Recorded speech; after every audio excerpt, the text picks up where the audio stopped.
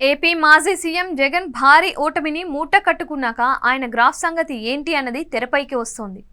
ఓటమి తర్వాత ఎంతటి నేతకు అయినా వాస్తవాలు తెలుస్తాయి. వారి చుట్టూ ఉన్న మబ్బు తెరల లాంటి వైభోగాలు మసకబారుతాయి. దాంతో వారికి జనాలకు మధ్య ఉన్న పొరలు తొలగి అంతా కనిపిస్తుంది.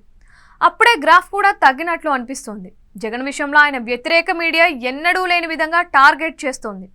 ఆయన కదిలినా కదలకపోయినా కూడా వార్తే అంటోంది.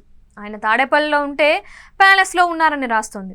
పులివెందులు వెళ్తే కేడర్ సొంత పార్టీ నేతలు తిరుగుబాటు చేస్తోంది అని రాస్తోంది. బెంగళూరు వెళ్తే కాంగ్రెస్తో విలీనం అని రాస్తోంది. ఆయన ఎక్కడా ఉండలేరని, కుదురుగా రాజకీయం చేయలేరని కూడా రాస్తోంది. ఇలా ఒకవైపు పుంకాను పుంకలుగా వార్తలు రాస్తోంది.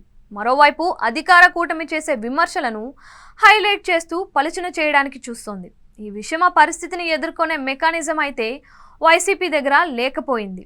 మరోవైపు చూస్తే వైసీపీ సెల్ఫ్ డిఫెన్స్ చేసుకునే క్రమంలో తప్పుల మీద తప్పులు చేస్తోంది. వ్యూహాత్మకమైన పొరపాట్లు కూడా చేస్తోంది.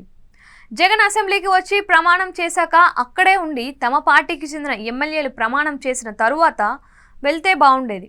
అలాగే స్పీకర్ ఎన్నికలైన వేళ ఆయన సభకు హాజరైతే ఇంకా బాగుండేది. ఇక ప్రతిపక్ష హోదా విషయంలో ఆయన అన్నీ తెలిసి లేఖలు రాసి ఇబ్బంది పడ్డారు. ఇది సెల్ఫ్ గోల్ అని అంటున్నారు. ఎటు అధికార కూటమి హోదా ఇవ్వదని తెలిసి ఈ లేఖ రాయడం వల్ల వచ్చే సానుభూతి ఏమీ లేదు సరికదా.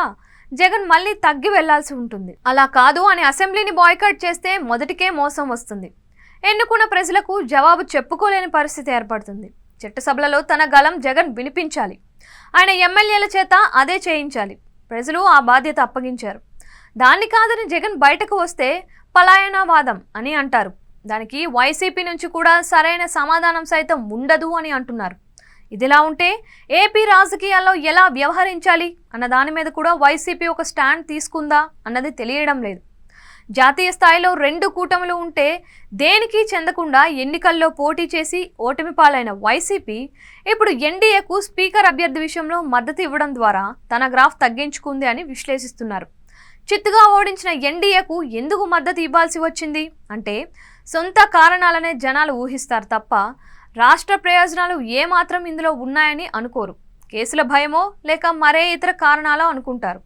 ఏపీలో చూస్తే ఎన్డీఏ ప్రభుత్వం ఉంది. వారికి వ్యతిరేకంగా పోరాటం చేస్తామని చెప్పి దేశంలో ఎన్డీఏకు మద్దతు ఇస్తే జనాలు ఎలా నమ్ముతారు అన్న ప్రశ్నలు వస్తున్నాయి. మొత్తం మీద వైసీపీ రాజకీయ దారి అయోమయంలో ఉంది. రిజల్ట్ వచ్చిన తరువాత వరుసగా తీసుకుంటున్న నిర్ణయాలు బూమరాంగ్ అవుతున్నాయి. అవి అంతిమంగా జగన్ ఇమేజ్ని డ్యామేజ్ చేస్తున్నాయని అంటున్నారు.